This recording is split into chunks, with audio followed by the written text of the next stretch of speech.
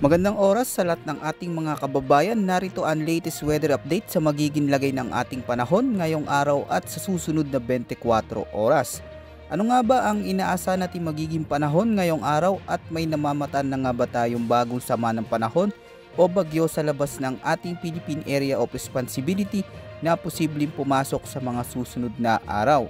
Alamin natin lahat yan dito sa ating ulat panahon.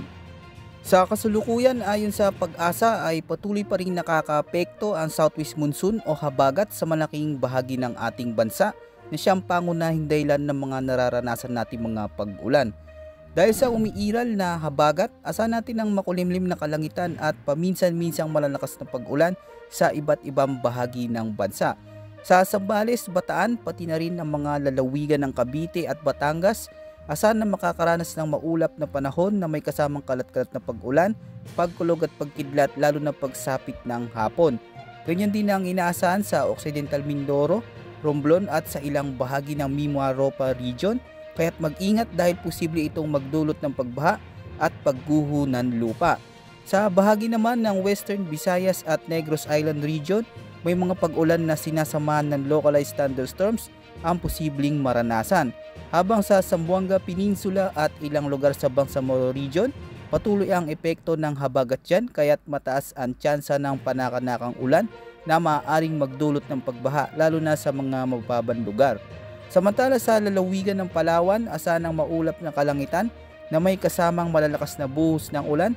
Mag-ingat lalo na sa mga bulubunduking bahagi kung saan mataas ang banta ng pagguho ng lupa. Sa Metro Manila at sa natitirang bahagi ng ating bansa, asahan na magiging maulap hanggang sa maulap ang kalangitan na may mga tsansa ng mga biglaang pag-ulan pagsapit ng hapon.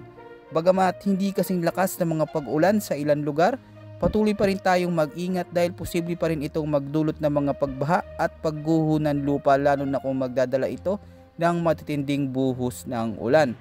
Samantala, base sa International Weather Model at sa ipinapakita ng ating weather animation, isang cloud cluster ang posibleng maging ganap na bagyo sa mga susunod na araw at nagbabanta sa extreme northern Luzon. Inaasahang palalakasin at hahatakin nito ang habagat na magpapaulan sa malaking bahagi ng bansa, partikular sa kanlurang bahagi.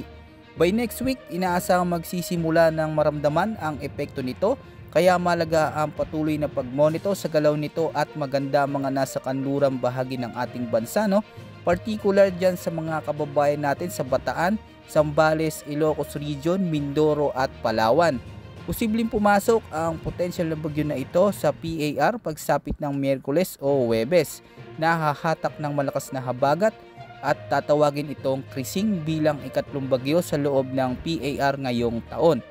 Kaya mahalaga ang patuloy na pag-monitor natin dahil posible pang magbago ang mga datos na ito kaya't na manatiling nakatutok dito sa ating channel. Yan muna ang ating pinaka-latest weather update at ulat panahon. Ito po ang inyong weather forecast sa bansa.